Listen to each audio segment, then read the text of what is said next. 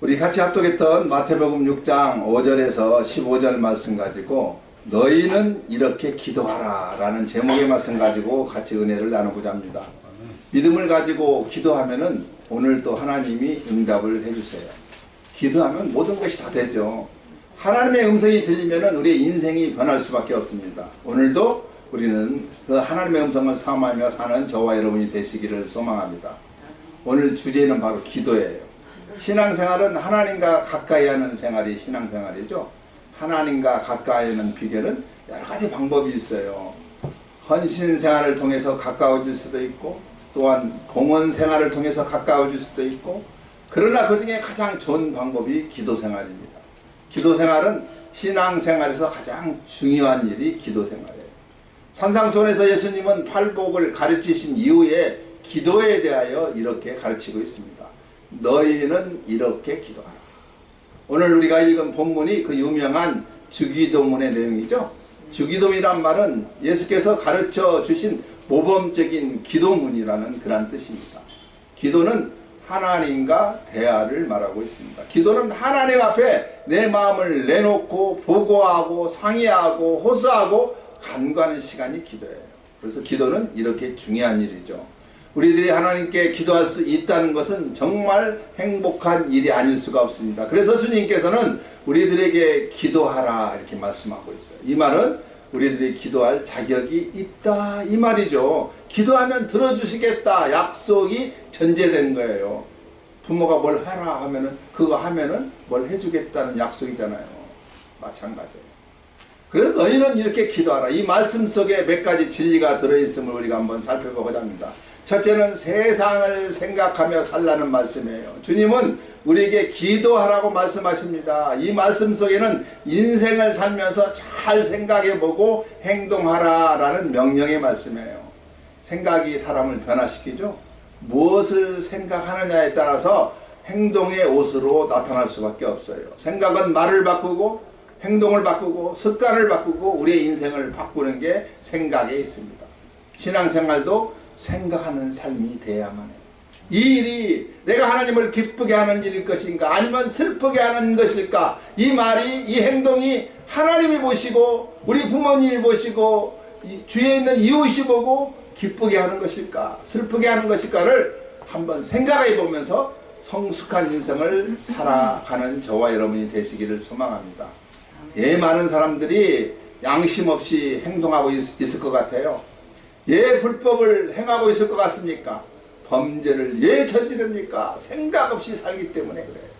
시편 77편 12절에 또 주의 모든 일을 묵상하며 주의 행사를 깊이 생각하라 이렇게 말씀하고 있어요.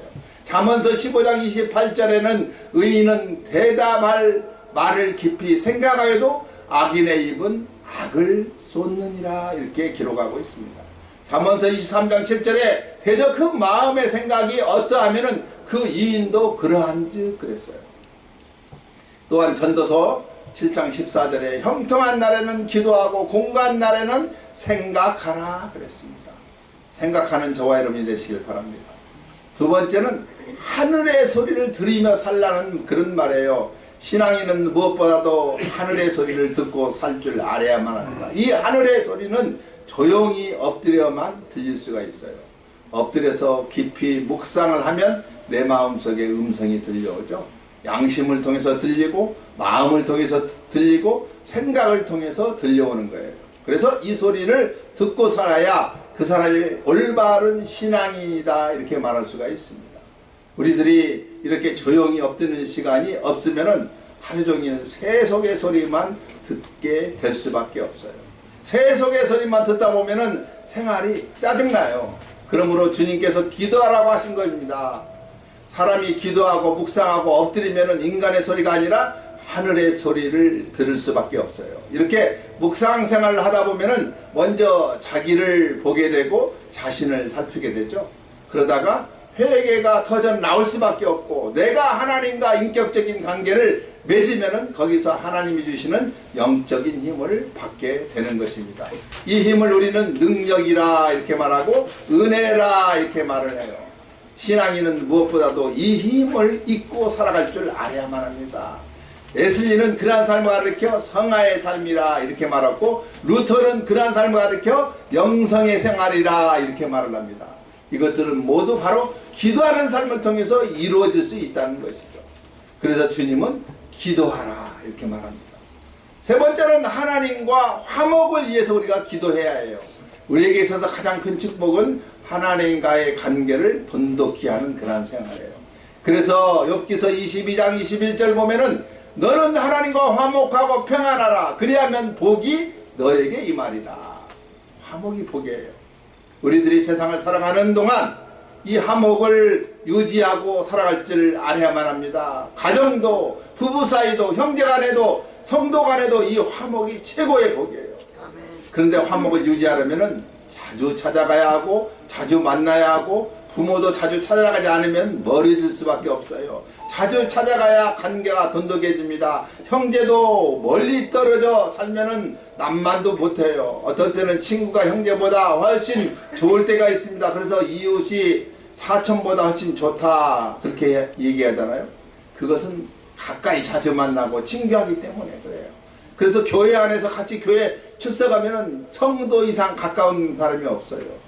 하나님도 마찬가지예요. 하나님도 자주 찾아가지 않으면 멀어질 수밖에 없습니다. 여기서 접촉의 중요성을 말씀하고 있죠. 자주 접촉해야 좋은 관계를 오래 유지할 수가 있어요. 그래서 신앙인은 무엇보다도 하나님께 자주 찾아가서 만날 줄 알아야만 합니다. 자주 만나면 하나님과 우리 사이가 가까워질 수 있고 정들고 이해가 깊어지고 사랑을 잊게 되는 거예요.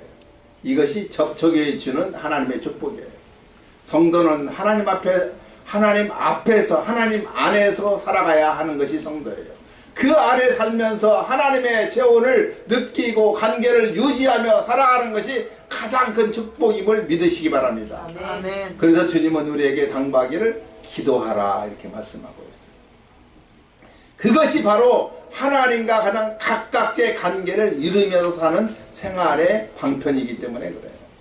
그러면 우리가 어떻게 기도할 것인가? 오늘 본문 5절에서 8절에 기록하고 있죠. 몇 가지 기도의 방법을 제시해 주고 있습니다. 첫째는 외식하는 자, 즉 바리새인들처럼 하지 말라는 거예요. 5절 바리새인들은 하루에 3번씩 시간을 정해놓고 기도를 했고, 그리고 성전을 향하여 기도하러 가는 도중에 큰 길거리 여기에 서서 기도할 정도였어요. 그들은 기도의 대상인 하나님에게보다 옆에서 보는 사람을 의식하면서 기도했던 것이죠.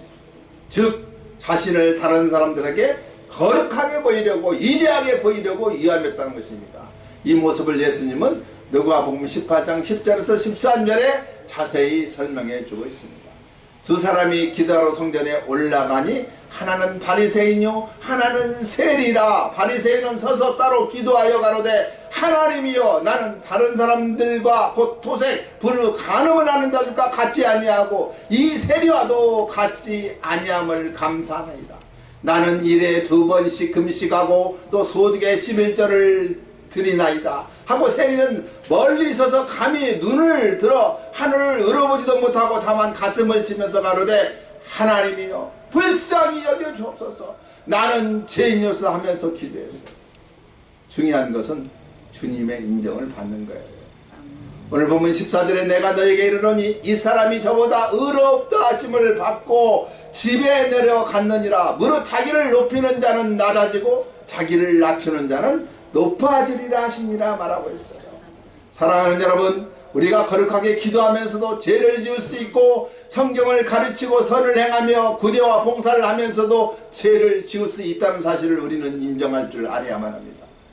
즉 우리가 행한 이 모든 선한 행위에 사람들의 칭찬과 존경을 의식했다면 그것은 이선이요 교만일 수밖에 없어요. 바리새인들은 너무나 자기를 좋아했던 사람들이요 자기 신앙에 자기가 도취되었던 그런 사람들이었어요. 자기 이상으로 하나님을 잘 믿는 사람이 없다고 자만했던 사람들이었어요. 그래서 성경은 그들이 회당역에서 기도하거나 큰 거리에서 서서 기도할 때 사람에 보이려고 했더라 라고 기록하고 있습니다. 두 번째는 골방에 들어가서 기도하라고 오늘 본문 6절에 기록하고 있어요. 너의 골방에 들어가서 기도하라. 이 말은 반드시 골방에서 기도하라는 뜻은 아닙니다. 사람을 의식하고 기도해서는 안 된다는 것을 의미해 주고 있어요. 사람에게 감동을 주기 위한 기도나 자기의 기도를 자랑하기 위한 기도가 아니라 하나님을 향한 기도를 말하고 있어요.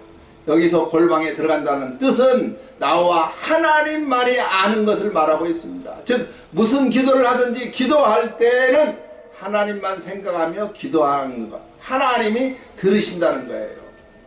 세 번째는 문을 닫고 기도하랍니다. 이 말은 진지하게 기도하라 이 말이죠. 진지한 기도는 사람이 만인보역에서 잘 할 수가 없어요. 구약 성경에 보면 한나라는 여인의 이야기가 나오잖아요. 한나에는 아이가 없었어요. 그래서 매일같이 성전에 들어와서 아이를 달라고 기도합니다. 그러니 그 기도가 얼마나 진지하고 간절했겠어요. 제사장 엘리가 가만히 보니까 한나가 기도하는데 얼굴은 벌겋게 달아올랐는데 음성은 들리지 않고 입술만 움직이는 것만 보이는 거예요. 그래서 엘리는 한나가 술에 취한 줄 잘못 판단했어요. 간절한 기도는 소리가 필요 없습니다. 말도 필요 없어요. 하나님은 우리들의 마음의 소리를 들으시고 고요한 영혼의 소리를 들어주시는 하나님이세요. 아멘. 그래서 주님은 말씀하시기를 골방에 들어가서 문을 닫고 기도하라 이렇게 말씀하고 있습니다. 또 골방에 들어갈 때 문을 닫으라고 하신 것은 사람들이 골방에 들어가 기도를 하면서도 자기가 골방에서 기도하는 모습을 남에게 보이고 싶어하는 마음이 있기 때문에 그렇습니다. 그래서 이 말씀은 이러한 유혹을 끊어버리라는 뜻으로 하신 말씀이면서 우리의 그러한 신앙적인 행위를 다른 사람에게 보이고 싶어하는 간사한 마음을 지적하시는 그러한 말씀이에요. 네 번째는 하나님 아버지께 기도하라는 거였죠. 이것이 바로 기도의 대상을 분명하게 가르쳐 주신 말씀입니다. 너희는 기도하되 은밀한 중에 보시는 하나님 아버지께 기도하라 이렇게 말씀하고 있어요. 얼마나 정감 넘치는 말씀입니까? 주기도문을 보면 하늘에 계신 우리 아버지여 라고 기도하라고 이렇게 기록되어 있죠. 우리 아버지, 얼마나 부드러운 단어예요. 우리 아버지, 이 속에 모든 것이 다 함축되어 있어요. 아멘. 다섯 번째는 증언번하지 말라. 증언번이란 말은 이미 한 말을 또 되풀이하는 말. 말하자면 준비 없이 기도하지 말라 이런 말이에요. 대표 기도할 때 준비가 없으면 증언번하는 사람이 많이 있어요. 한 말도 하고 자꾸 되풀이합니다. 그러면 듣는 사람들이 은혜가 안 돼요.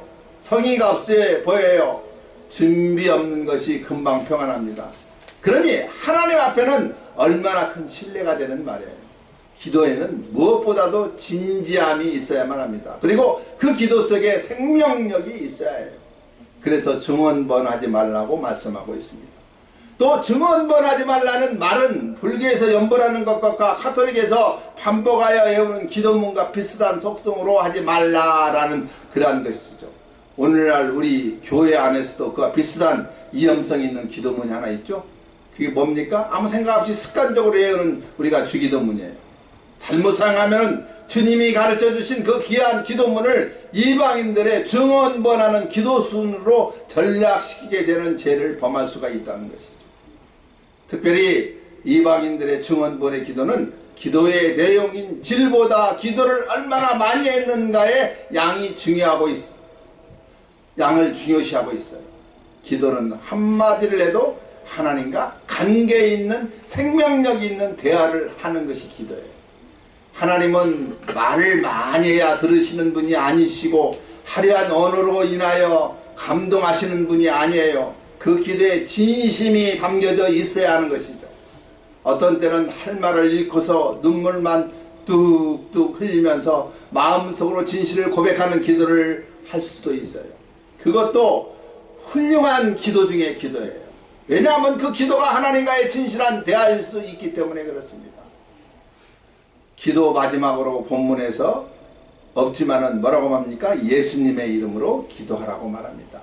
예수의 이름은 만능 열쇠잖아요. 예수의 이름은 모든 문제의 해결사예요. 예수의 이름으로 구원을 받을 수가 있고 제사함을 받고 귀신이 나가고 병이 낫고 기도 응답이 예수의 이름 속에 이루어지는 거죠. 우리는 예수의 이름으로 새 생명을 얻었고 하나님을 만났고 하나님의 백성이 되었던 거예요. 얼마나 소중한 이름입니까? 그래서 우리는 기도를 마칠 때 반드시 예수의 이름으로 기도를 마무리해야, 응답을 기원해야 그것이 바로 기도예요. 우리 주님은 알파와 오메가 되신 우리 주님입니다. 시작할 때도 주님의 이름으로 기도하지만 마칠 때도 주님의 이름으로 끝을 내야 그것이 기도의 완성이에요. 우리들이 하나님을 대상으로 기도할 수 있다는 것은 분명한 축복 중에 축복이에요. 그리고 기도하면 복을 받고 은혜를 입는다는 것은 엄청난 축복 중에 축복이에요. 우리는 기도 속에서 하나님을 만나고 주님을 만나고 사랑을 잊고 살아갈 수가 있어요. 그러니 이 기도가 얼마나 소중한 것입니까? 그래서 주님은 강조하시기를 기도하라 이렇게 말씀하고 있어요. 그것은 은혜 주시기 위해서 그래요. 이렇게 기도하라. 우리가 늘 애우는 주기도문이죠. 9절부터 기록되어 있습니다. 몇 가지 기도 원리를 기록하고 있습니다. 첫째는 하늘에 계신 아버지의 뜻을 구하라고 본문 10절에 기록되어 있어요. 뜻이 하늘에서 이룬 것 같이 땅에서도 이루어지리라 라고 말하고 있어요. 이 말은 내 뜻대로 마시고 아버지의 뜻대로 하옵소서란 그런 말이에요. 기도에는 두 종류가 있어요. 하나는 대화를 목적으로 하는 기도가 있잖아요. 또 하나는 간구를 목적으로 하는 기도가 있어요. 대화식 기도는 하나님과의 관계에서 영적 깊이를 이루는 데 목적이 있습니다. 부모와 자식이 앉아서 깊은 대화를 나누게 되면 사랑과 이해가 깊어질 수 있는 것처럼 기도는 하나님과의 관계를 깊게 하고 깊은 이해를 이루어내는 것이 기도예요. 그리고 간구 목적의 기도는 우리들이 지금 흔히 하고 있는 기도를 말하고 있습니다. 필요를 위해서 간구하는 기도를 말하고 있어요. 이 기도에는 반드시 하나의 조건이 전제되어 있어요. 그것은 하나님의 뜻에 가깝게 기도해야 한다는 거예요. 왜냐하면 기도에는 반드시 응답이 있어야 하기 때문에 그렇습니다. 내가 아무리 발버둥을 쳐도 아버지의 뜻과 다르면 아무런 소용이 없어요. 응답이 주어질 수가 없어요. 그래서 먼저 아버지의 뜻을 구하는 것입니다. 그런데 기도할 때 우리들이 먼저 생각해야 할 것이 있는데 그것은 내 뜻과 하나님의 뜻은 다를 수 있다는 거예요. 이것이 전제되어져야만 합니다. 나는 이것은 하고 싶은데 하나님의 뜻은 다를 수가 있어요. 그러면 하나님은 내가 하는 일을 막으실 때가 있습니다. 가는 길을 막으실 때가 있어요. 그래서 하는 말이 안 되는 때가 있고 가는 길이 자꾸만 막힐 때가 있어요. 그때 우리들이 그 뜻을 모르면 불행하기가 쉬워져요. 불평하기가 쉬워져요. 하나님의 뜻은 정말 깊습니다. 거기에는 인간을 사랑하시는 하나님의 깊은 배려가 들어있어요. 그래서 때로 우리의 요구를 거절하시는 하나님이라는 사실을 알아야만 합니다. 부모가 냉정하게 거절하면 그때는 잠시 서운한 것 같아도 그것이 진정한 자식을 사랑하는 것이다 이렇게 생각하죠. 그래서 기도할 때는 먼저 아버지의 뜻을 구하는 거예요. 두 번째는 일용한 양식을 구하는 것입니다. 오늘 본문 11절이죠. 오늘날 우리에게 일용한 양식을 주옵시고, 이 말은 매일매일 먹을 양식을 위해서 기도하라 이 말이에요. 여기서 한 가지 의문이 생겨요. 그것은 주시라면 한꺼번에 많이 주셔서 먹을 것을 걱정하지 않도록 하지 않고 조금씩 매일 달라고 기도하라는 것이 얼마나 번거로운 일이냐 이 말이에요. 그런데 알고 보면은 여기에 하나님의 성도에 대한 깊은 애착이 들어있고 특별한 배려가 포함되어 있음을 발견할 수가 있어요. 우리들이 하나님께 매일같이 일용한 양식을 구하는 생활을 하게 되면 몇 가지 의미가 그 속에 담겨져 있어요. 첫째 의미는 매일 하나님을 찾아야 되는 수밖에 없죠. 우리들이 매일같이 일용한 양식을 구해야 한다면 매일같이 하나님을 찾아가야 한다는 거예요. 예를 들어서 우리 학교 다닐 때 매일 아침마다 부모님한테 용돈 타야 하루 종일 쓰잖아요. 똑같아요. 그러니까 성도들은 하루도 하나님을 떠나서는 살 수가 없다는 말이에요. 그 다음에 매일 하나님을 불러야 한다는 것입니다. 하나님을 찾아가는 것으로 끝나지 않고 일용한 양식을 달라고 매일같이 간구를 해야 해요. 그러니까 하나님은 우리로 하여금 매일같이 기도 생활을 하도록 만들어 놓았어요. 이것은 결국 하나님을 잊지 않도록 하라는 그러한 의미가 있어요. 매일같이 일용한 양식을 위해서 기도하라는 말씀 속에는 너희는 내 곁을 떠나지 말라는 뜻이에요. 부모도 용돈 한꺼번에 한 달치 주면은요 자식이 한 달 동안 안 나타나요. 용돈 탈 때만 나타나더라고. 그러니까 신앙인은 하나님을 떠나서는 살아갈 수가 없어요. 이것은 어쩌면은 하나님의 마음입니다. 하나님은 사람들에게 그렇게 애착을 가지고 계시지만 사람들은 그 곁을 떠나지 못해서 안 달라요. 무슨 핑계를 대더라도 그 곁을 떠나라고 하고 있어요. 그래서 하나님은 이러한 장치를 만들어 주셨던 것이죠. 오늘날 우리에게 일정한 양식을 주시옵소서라고 기도하고 만듭니다. 매일같이 하나님을 찾으라 이 말이에요. 그 다음에 하나님께서 우리를 매일매일 돌보신다는 말씀이 있어요. 그래서 우리는 매일 기도해야 해요. 양식으로 할 때 육을 위한 양식 한 가지가 아니죠. 우리의 심령의 양식이 더 필요합니다. 아모스서 8장 11절에 보면 양식이 없어 주님이 아니며 물이 없어 가람이 아니요 여호와의 말씀을 듣지 못할 기갈이라 이렇게 말하고 있습니다. 그 다음에 공동체 전체가 영적으로 하나가 되자는 그러한 뜻에서 일용한 양식을 주시는 거예요. 그러면 우리가 제사함을 받기 위해서 기도하라고 오늘 본문 12절에 이렇게 말하고 있습니다. 우리 죄를 사여 주시옵소서. 아마 이것도 기도 가운데서 가장 큰 근본적인 기도예요. 우리들이 신앙생활 하는데 가장 심오한 부분은 제사함을 받는 데 있잖아요. 그래서 기도 가운데 가장 본질이 되는 기도는 제사함을 위한 기도, 회개의 기도예요. 사람은 죄를 짓지 않고는 살아갈 수가 없어요. 우리는 세상을 살면서 크고 작은 죄를 지을 수밖에 없어요. 그것이 우리의 현실이고 약점이에요. 죄 아무리 큰 소리를 쳐도 우리는 죄를 떠나서 살아갈 수가 없어요. 어떤 분은 나는 죄를 지은 일이 없다고 말하지만 그것은 교만이고 무지에서 나오는 것이죠. 사람이 반드시 살인하고도 또 도적질을 해야만 죄가 아니라 마음속으로 미움만 품어도 그것이 하나님 앞에서는 죄가 된다고 말씀하고 있습니다. 그런데 사람이 죄를 지으면 반드시 사함을 받아야 해요. 사함을 받지 않으면 죄의식 때문에 우선 마음의 평화가 깨져버리고 맙니다. 사람은 죄를 짓고는 살 수가 없어요. 사탄이 영적인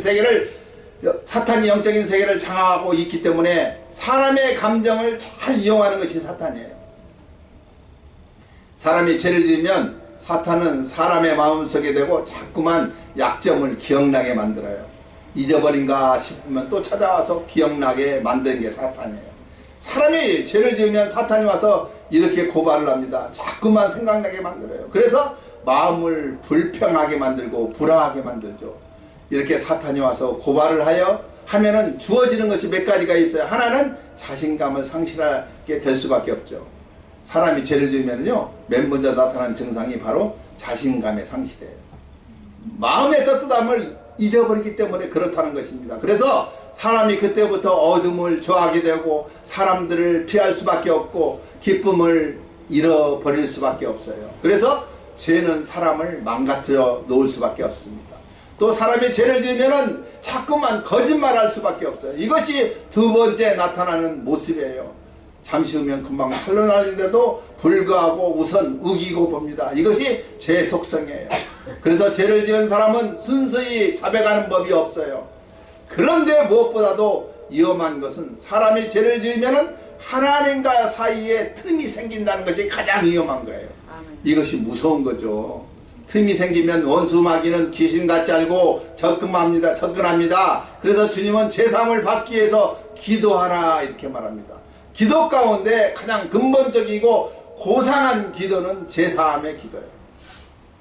그 다음에 용서하기 위해서 우리 주님은 기도하라고 오늘 본문 11절에 말하고 있습니다. 우리가 우리에게 죄진 자를 사해 준 것 같이 이 말씀은 내가 사함을 받은 것 같이 너도 용서하라 그 말이에요. 쉽게 말하면 우리에게 죄진 자를 사하여 주시기 위해서 기도하라. 우리의 그것을 지은 죄를 사하기 위해서 기도하라 이 말입니다. 우리들이 지은 죄를 사함받는다는 것은 굉장한 축복 중에 축복이에요. 그런데 이보다 더 큰 축복은 나에게 죄 지은 사람을 용서할 수 있는 일이 가장 큰 축복이에요. 여러분 누구한테 불편한 마음이 있습니까? 빨리 용서하세요. 그게 제일 큰 축복이에요. 이것이 축복이에요. 그런데 문제는 우리들이 그렇게 용서하고 이해할 수 있는 아량이 없는데 문제예요. 그래서 기도하라 이렇게 말합니다. 내가 하나님으로부터 용서받은 것처럼 기도하라고 말씀하고 있어요. 그러고 나면 우리는 하나님께 당당하게 기도할 수 있어요. 우리가 우리에게 죄진 자를 사여 준 것 같이 우리의 죄를 사여 주옵소서. 얼마나 당당한 기도입니까?